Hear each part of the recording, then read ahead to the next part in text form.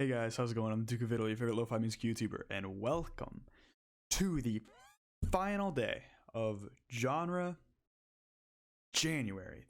Thank goodness it's over. I am tired of Crunkcore. I'm very tired of Crunkcore. Crunkcore and the scene, music scene, was awful, and people got bullied because of it. And you know what? There are less valid reasons to get bullied.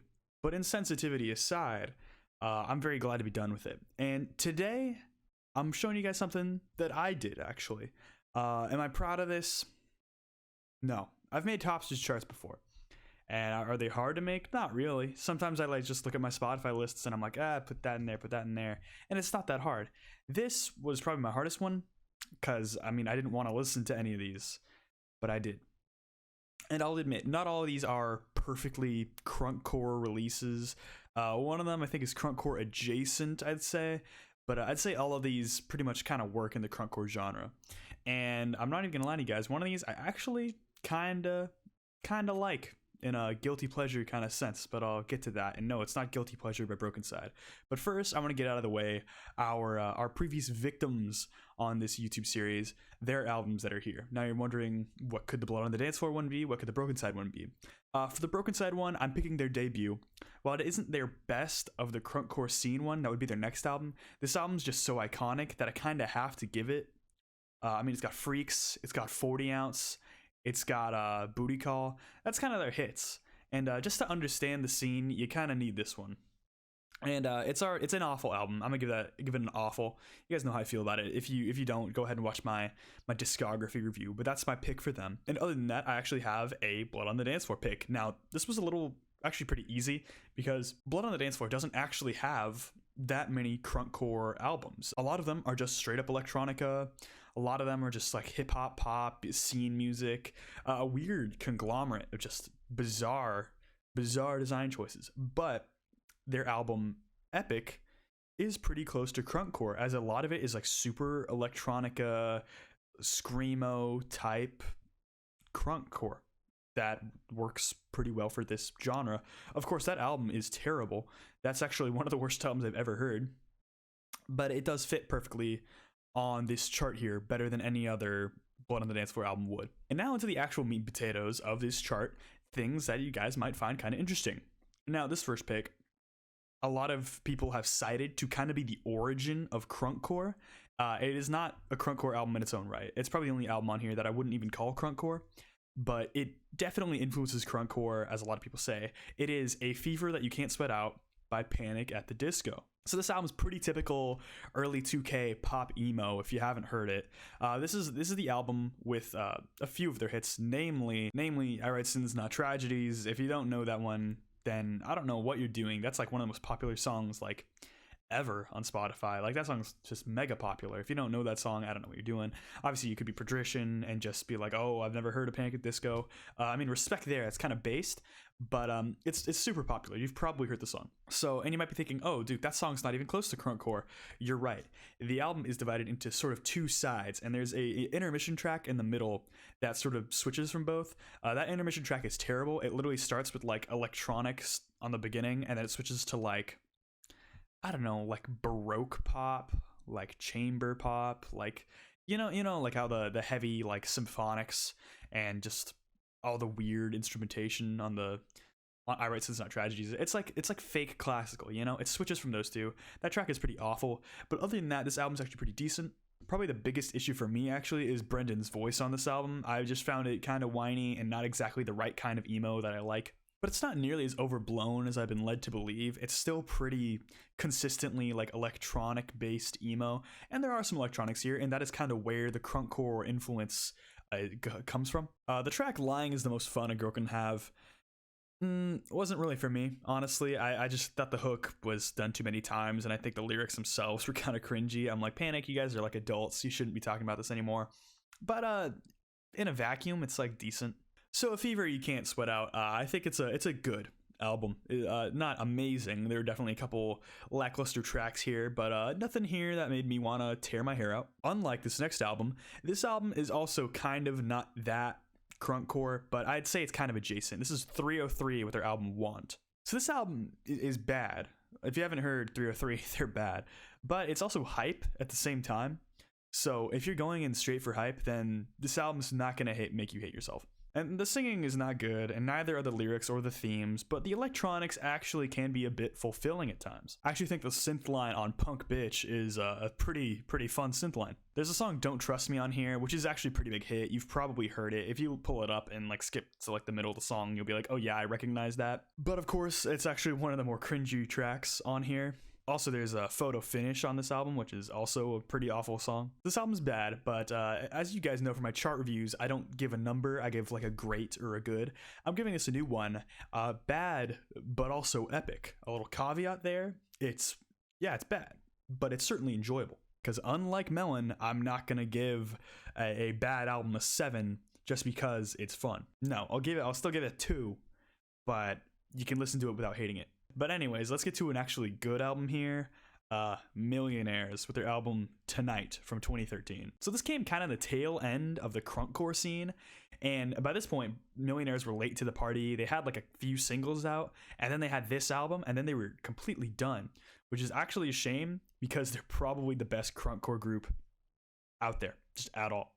And you know, they still have the kind of low impact like singing and the low impact rapping just splashed into all their songs, but that is just kind of how the genre goes. The song Kitty Go Hello is actually kind of a fun little metaphor. I know it's overly sexual, but it's way better than I Heart Hello Kitty by Blood on the Dance Floor or any other mention to Hello Kitty in the scene so far. I mean, Millionaires, they're actually kind of trying here, but there's a point where she says she's in heat. I don't like that comparison there, but I don't know. I mean, I've heard worse.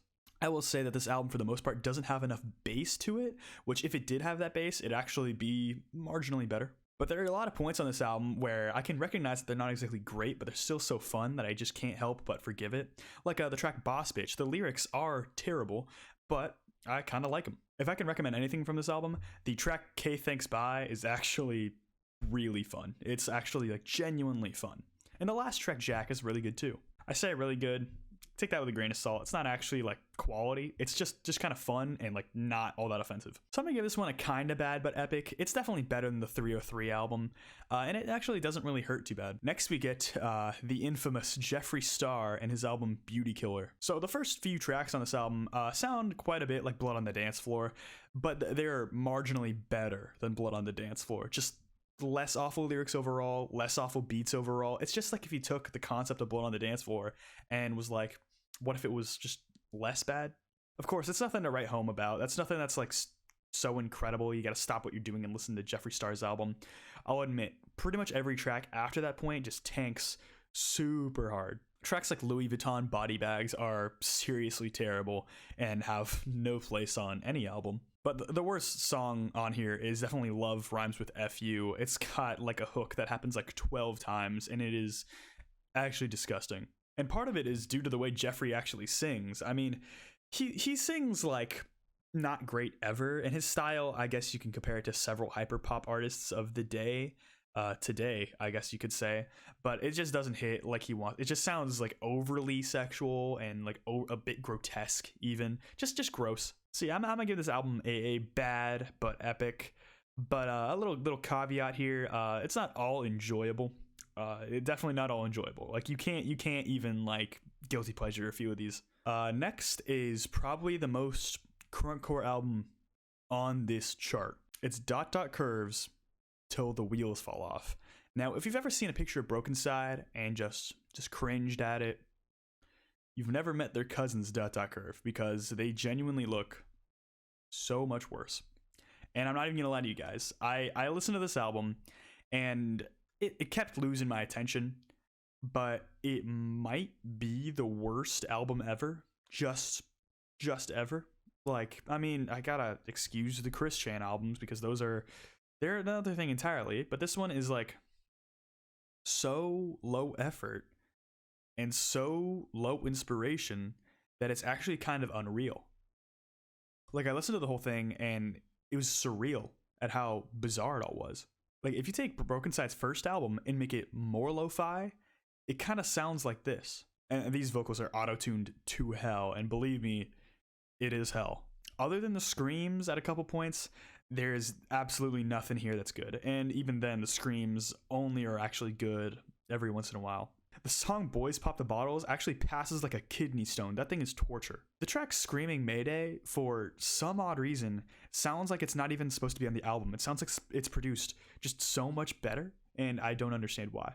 Also, the track Stick That Thing in Your Juice Box has a world-alteringly terrible hook. But yeah, I could go more in depth about this album because there's just so much to break down with how bad it is. But I'm going to give this the first awful grade on this sort of series that I do, because it is awful. It's truly awful. But it's Crunkcore, and they're one of the more popular Crunkcore groups, so just have at it, fellas. Next, we got I Set My Friends on Fire. You can't spell slaughter without laughter. Woo, it's good. So it starts with like a skit about like an alien or a monster, and that monster like screams. It's not funny, but honestly, that's the worst part of the album. Most likely. There are a couple parts that are worse.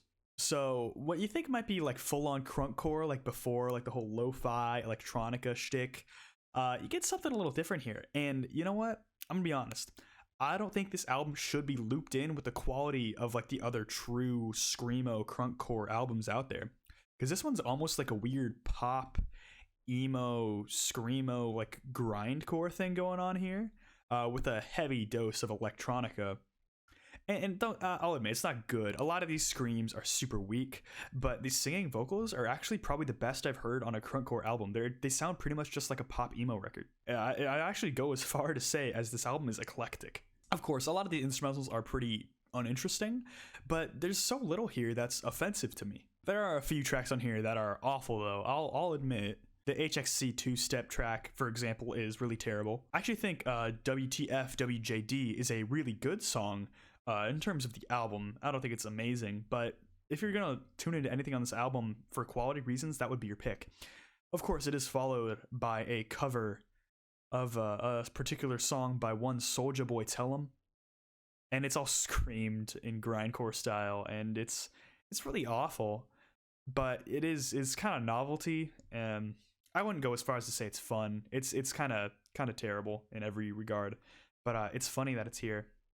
So this album overall, I actually kind of want to say it's okay.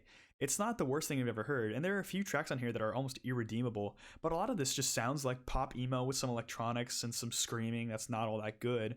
But I've certainly heard worse, and even putting it on this chart feels a little, not quite disingenuous, because it fits totally in with the scene. And yeah, there's a lot of cringe on this album, and a lot of these lyrics are just meaningless.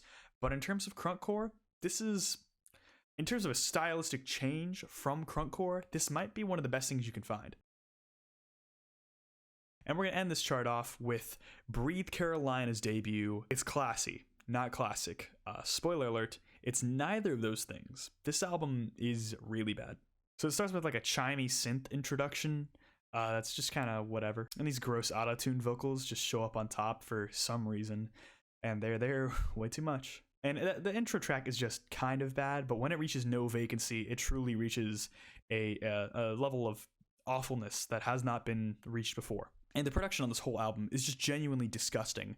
There's actually not a single track here that's even like close to good. But this does fit in with the Crunkcore scene, so here's the album, I guess. Also, most of these songs kind of just sound the same. There's not much here to differentiate them. And you got awful track names like The Birds and the Bees just all over this thing. Like, none of these are all that good. But if there's anything in here that sticks out to me, there is sort of like an ending 20 seconds on The Birds and the Bees, which I hate that title. And these lyrics are so bad, but if you spoke another language, this would sound actually quite beautiful. Because sonically it fits really well, but just hearing it, I'm just like, I don't want to ever return to that ever again. And it ends with the track Put Some Clothes On, and it's just as awful as the album started. So that's the Crunkcore chart, and with that, the conclusion to Genre January. I hope you guys enjoyed a shorter video. I certainly did. I did not want to talk about Crunkcore any longer than I had to, and thank God that I didn't. I'm really excited for next week's content because it's not Crunkcore. I hope you guys are ready for that. So I hope you guys are doing well out there. If you are, I'd appreciate a like and a subscribe. If you have any comments, questions, or concerns, go ahead and comment down below, or go ahead and talk to my social media. That will be in the description down below. Got my Instagram and Twitter there if you guys have any interest. And that's about it. So I hope you guys are doing well out there, and I hope to see you guys next time. Have a good day. Bye.